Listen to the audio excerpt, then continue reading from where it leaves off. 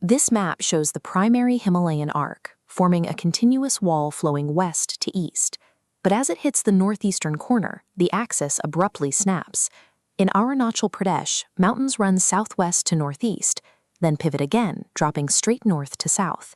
This violent kink in the map is the result of an ongoing collision. The Indian plate is driving into the Burmese plate, forcing the rock to buckle and thrust upward along a jagged new ridgeline.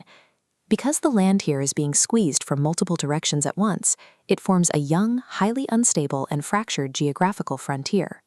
The northernmost section of this twisted frontier is known as the Arunachal Himalayas, stretching from the Bhutan border in the west over to the Difu Pass in the east. Rising out of this collision zone are towering summits like Kongtu and Namcha Barwa. These are exceptionally high peaks with incredibly steep gradients, creating a massive, nearly vertical fortress of new rock. This intense altitude creates a severe physical barrier. How does the enormous volume of water accumulating behind this wall actually escape and reach the sea? This map shows the longitudinal path of the Tsangpo River. It begins its journey gathering volume as it travels east across the relatively flat expanse of the Tibetan Plateau.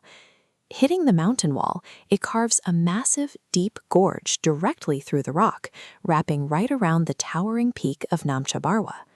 As it crosses into India, it becomes the Siaung or Dihang River, and it's quickly joined by powerful tributaries, the Kameng, the Subansiri, the Dibang, and the Lohit.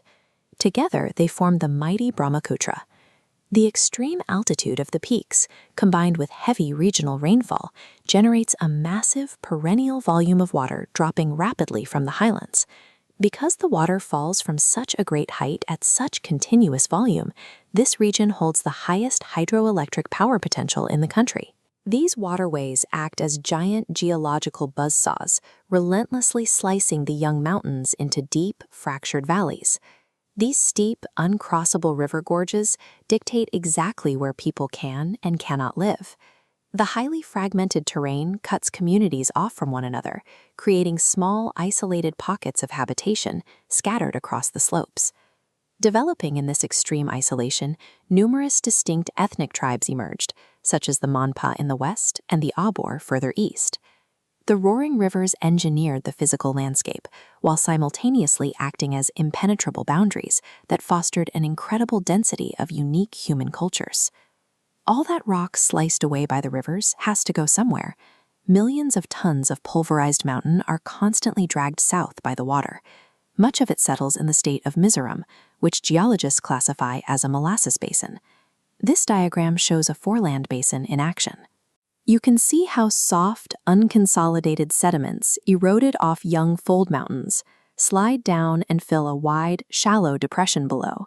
Over time, this settling ground fills up with thick layers of soft sandstone, shale, and clay. The violent, kinetic energy of the northern peaks is absorbed here, turning the southern geography into a quiet, heavy sponge of accumulated sediment. Further north, in Manipur, we see another hydrological extreme, vast, static, and absorbing standing waters. This is Loktak Lake, a massive natural reservoir that absorbs heavy rains and regulates floods for the entire valley. It operates completely independent of the Brahmaputra, acting as a major component of the separate Barak-Meghna drainage system.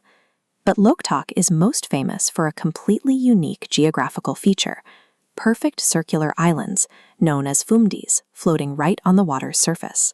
Phumdis are thick, heterogeneous mats composed of partially decomposed vegetation, soil, and organic matter that drift across the lake. The exact same tectonic forces that built Namcha Barwa and unleashed the roaring Brahmaputra are directly responsible for engineering the soft sediment basins of Mizoram and the floating ecosystems of Manipur.